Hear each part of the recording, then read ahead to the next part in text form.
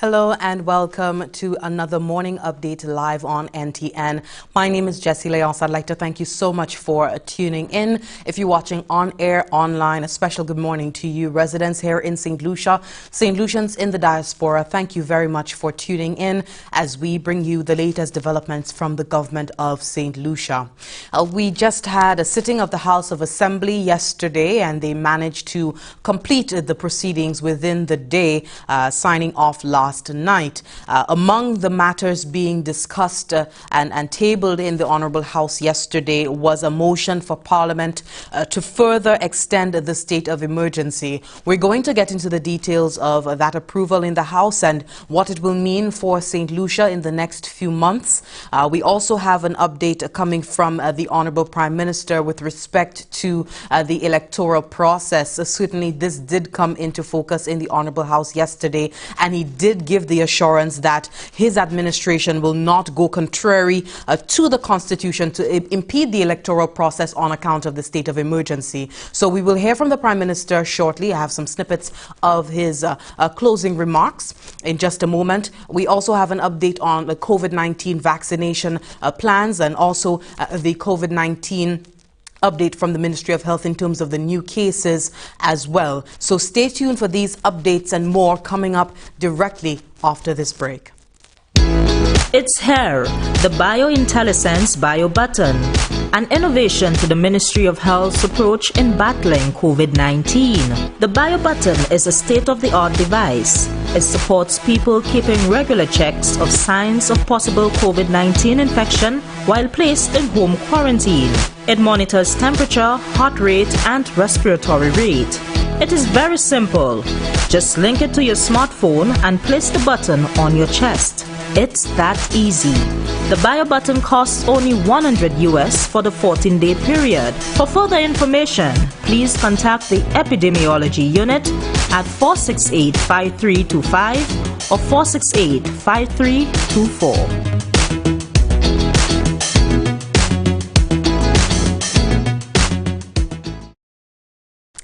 Thank you so much for staying with us. If you're just joining, a special good morning to you. We are live on NTN with another morning update coming to you from the Information Command Center. As usual, we do have some COVID-19 updates for you. I think leading that would be the sitting of the House of Assembly yesterday, during which one of the matters which were tabled was a motion for the Parliament to further extend the state of emergency. And as we hope you are aware, the state of emergency is ongoing in St. Lucia, and it was set to expire on the 16th of May 2021. However, the government of St. Lucia did indicate its intention or its hope for this to be extended up until the 16th of October. So the proposed extension yesterday was for an additional period of 5 months commencing from the 17th of May, so that's the day following which it would initially expire, and ending on the 16th day of October 2021. And that would have been in accordance with the Constitution of St. Lucia, Cap 101. As I mentioned, St. Lucia has been under a state of emergency. It began last year, 11th February. It began 11th February 2021 this year and is set to end on the 16th. So Parliament did convene yesterday, the House of Assembly, and it was approved to be extended to the 16th day of October 2021. I just want to reference the word from the Honourable Prime Minister Alan Shasney, speaking on the state of emergency. He did provide the argument for the extension of the state of emergency. You would have seen, looking at the statistics, looking at the figures, historically in the last few months since the start of the pandemic, many gains have been made whenever the state of emergency was instituted on island. And he did reference this. Do take a look. The moment that we reintroduced the state of the emergency and put back into the protocols, we were able to now bring our numbers back down. Mr. Speaker, the evidence is there. When you take off the curfew, Mr. Speaker, and you leave it on a voluntary basis, as the member from Castries East indicated. We cannot enforce it. You're making the police officers and all the frontline officers' jobs impossible. On what basis are you going to tell somebody to go home? Even now, with the state of an emergency and having a curfew, Mr. Speaker, we had to implement wardens. That's what we had to do. Wardens. To reinforce what you would think the average person would understand as being a priority for them. And in his opening statement, when he did table the motion earlier on in the day, he did reference the curfew and that being critical in terms of the COVID-19 response, the curfew being able to be instituted at a moment's notice. And of course, you need a state of emergency to impose such. So he did reference this, and certainly the information, that the decisions that Cabinet is coming to the Parliament with is guided by the advice of the Chief Medical Officer, who is in turn guided by international agencies who have, a safer, a more foundational science on which to go by. So naturally, the Parliament, the debate on this motion did go into the region of the implications for persons exercising their franchise this year. We hope you are aware that we are in a year where the elections are constitutionally due. And the concern was, what implications will that have, the state of emergency being extended to October, on the electoral process? Well, we did hear from the Prime Minister.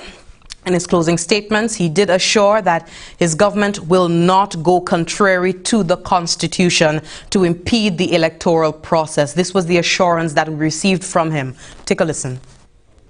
How is the state of the emergency going to stop the election from taking place, Mr. Speaker? Since when a state of emergency affects it? When in St. Kitts they had a state of emergency, did it affect them in having an election? When Jamaica had a state of emergency, did it affect them having the election? When Trinidad and Tobago had elections with a state of emergency, did it affect them having an election, Mr. Speaker? The answer is no. Categorically. Okay, Mr. Speaker?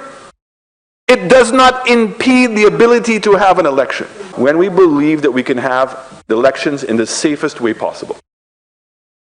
But, I've said repeatedly, we are not in any way going to go contrary to the Constitution of St. Lucia. So again, Mr. Speaker, for today, for members on the opposite side to continue to try to tell people that the state of emergency is a ruse on our part to prevent us. Let me just, Mr. Speaker, quote the Constitution. I said it before, but I wanted to read it. On point 17.4, a declaration of emergency may at any time be revoked by the Governor General by proclamation, which shall be published in the official Gazette. So that was the Prime Minister, Honorable Alan Shastney there, speaking on the extension of the state of emergency and, of course, indicating the reliance on the state of emergency by the government of St. Lucia in terms of maintaining the gains that they have made and continuing the COVID-19 response here on Ireland, and further giving the assurance that the administration, his government, will not go contrary to the Constitution to impede the electoral process. We know elections are constitutionally due this year, so he has given that assurance. He also did indicate that he is prepared and willing to work with members in the parliamentary opposition to determine what protocols will be put in place when the time comes for the nation to exercise its franchise. At this point, we want to get into the COVID-19 updates from the Ministry of Health and Wellness. Vaccinations are happening today, May 5th, at the Denry Mothers Preschool, the VG Sports Complex, and the Bellevue Wellness Center, also the Etang Wellness Center Center. So if you want to get vaccinated today between the hours of 9 a.m. to 4 p.m., you can do so at these locations.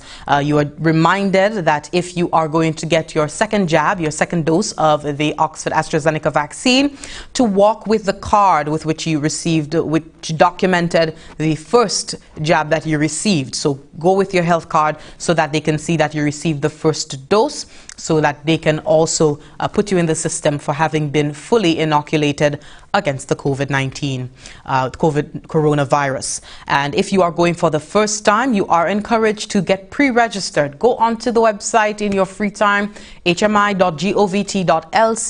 or if you don't have access to an online platform, you can contact the nearest wellness center in your community, health center in your community. Let them know that you are interested in getting vaccinated for COVID-19, and they will pre-register on your behalf.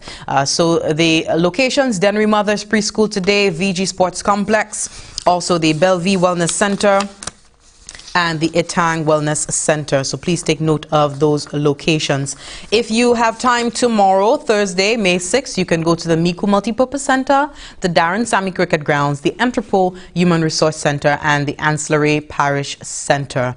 If you want some more information, you can contact the Community Nursing Service at 468-5321 or 468-5381. So that is the latest from the Ministry of Health in terms of the locations. To date, the first doses that have been administered as of 3rd May, that's the latest word we have from the ministry, is 24,473. So 24,473 residents here in St. Lucia have received their first dose of the Oxford AstraZeneca vaccine. The second dose, the number of individuals who've received their second dose to date on island, 4,982. We're closing in on a 5,000 mark in terms of them being fully inoculated. The Prime Minister also did indicate and just reiterate his hope that we have a significant number of the population inoculated by October of this year. Of course, also tying into the hope that by that time, processes like elections, etc., can go on smoothly with minimal risk to the population in terms of the pandemic-wise. In terms of new cases for COVID-19, we have 12 new cases of COVID-19. Tuesday, May 4th, 2021, the Ministry of Health received confirmation of these 12 new cases out of 175 samples taken during the period April 30th to May 2nd. These samples were processed on the 3rd of this month. All these individuals were seen at various community respiratory clinics where they were assessed and tested for COVID-19. And in keeping with the national COVID-19 testing protocol, they were each placed in home quarantine by health practitioners. The 12 that have been confirmed so far as positive have been taken in for care, and also contact tracing is now underway for these cases. The ministry also received confirmation of the recovery of 8 individuals, which brings the total number, when you do the math, of active cases to 100. Presently, one of the active cases is requiring critical care at the respiratory hospital. The new cases bring the total number of active cases to date since March of last year to 4,585. As of May 3rd, as we indicated, the figures, I've already mentioned that in terms of the vaccinated individuals so far to date on island. So if you are interested in getting vaccinated, please let the ministry know by getting pre-registered online or letting your nearby health center, community wellness center know. The Ministry of Health is reminding everyone of the importance of practicing meantime as they bring up the numbers to attain herd immunity, ultimately practicing the infection prevention and control measures to minimize the spread of the COVID-19 situation. We're going to take a break right now. When we come back, we hear from immunization manager out of the Ministry of Health and Wellness, reinforcing the importance of vaccination, talking about the strides that St. Lucia has made in its 40-year history of the vaccination program. Stay with us.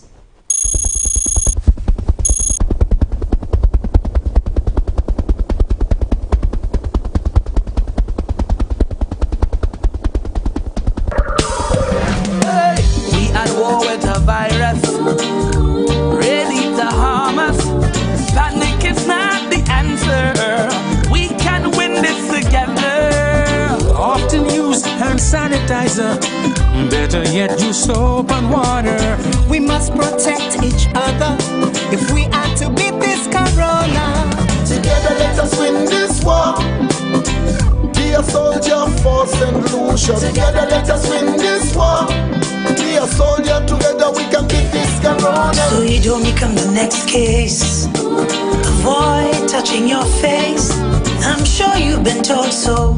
Handshakes and hugging around, no, no. Advice give you the please. Cover your mouth and your nose if you cough or sneeze. Practice social distancing and avoid large social gatherings. Together let us win this war. Be a soldier for St. Lucia. Together let us win this war. St. Lucia, be a soldier. Together we can beat this corona. For further information, please contact the hotline at 311 or the Bureau of Health Education at 468-5349. And now we hear from immunization manager within the Ministry of Health and Wellness. She has so far been spearheading and leading the charge in terms of the national COVID-19 vaccination program campaign here on island. She spoke to Fernell Neptune of the Ministry of Health and Wellness's Information Unit and did speak on the importance of vaccination overall. St. Lucia is not just now dealing with the vaccines and, in response to COVID-19, but it has for over the last 40 years. And she did speak to the importance of vaccination. Take a listen. Vaccination is very important to us. Vaccination is probably one of the most cost-effective public health strategy, one of the most effective preventative strategies. This is very important because for many reasons. One, to provide that protection of our citizenry, of our population from infectious diseases that could cause increased morbidity and mortality, death and illness in our population. Of course, with increased death and illness in a population, that raises your burden of disease. All of that, too, can have implications on our economy. St. Lucia especially is highly dependent on tourism and the ever-present risk of having infectious diseases coming into the country, such as measles, this risk is always there. And it is important that persons are immunized to protect themselves and, of course, the population at large from these infectious diseases that could be very detrimental to not just us, but the economy on the whole. And Mr. Baptiste also spoke on the strides that St. Lucia itself has made with its own vaccination program. Take a look. St. Lucia's immunization program started way back in 1977. At that point, very early in the program when it started, we started off with just a few vaccines. At that point, as a matter of fact, it was just BCG, DPT, and polio vaccines that were administered. But as the program grew over the years, newer vaccines were introduced. First with measles, and then you had the measles-containing vaccines like the MMR. To date, we have had many other vaccines introduced into our program. Some of the later ones include the hepatitis B vaccine, which is given at birth, and also the human papilloma virus vaccine that we introduced to our grade 6 boys and girls. All of this as a cancer prevention strategy. The program has grown over the years. Initially, when the program started, we saw coverages of about 40%.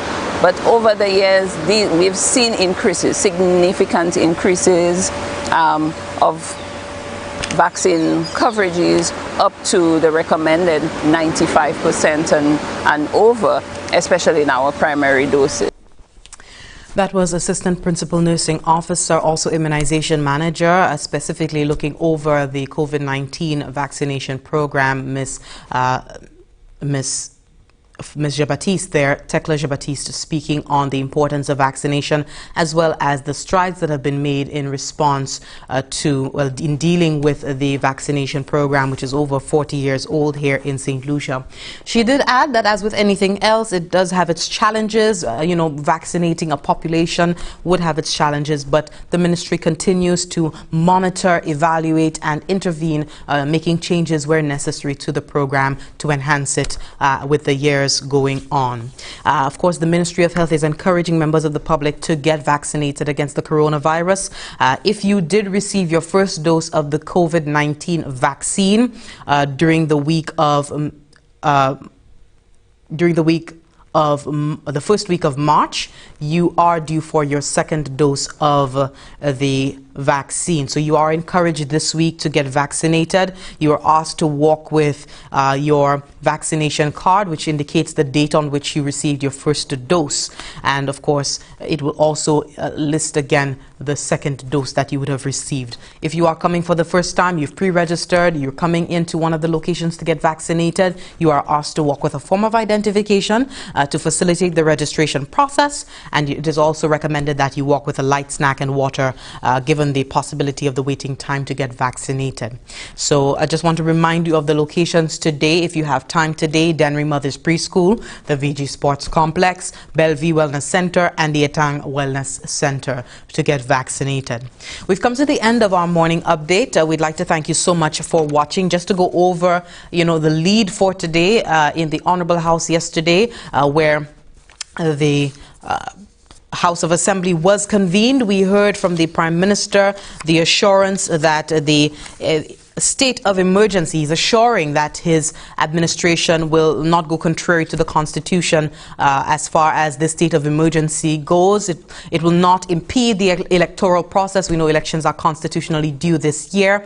And this, as he forwarded the motion, and it was approved for an extension of the state of emergency for an additional 5 months up until October 16th, 2021. We also heard from Tekla Jean-Baptiste there, got the latest updates from the COVID-19 team at the Ministry of Health and Wellness in terms of the latest figures and also the locations for vaccinations this week. My name is Jessie Leon, signing off for now. I'd like to thank you so much for watching. Do enjoy the rest of your day and stay tuned to NTN. We do have some important programming during the course of the day, so we hope that you keep your eyes peeled for notifications coming from our Facebook and YouTube platform, and also always check on our channel NTN, channel 122. Do enjoy the rest of your day. Goodbye.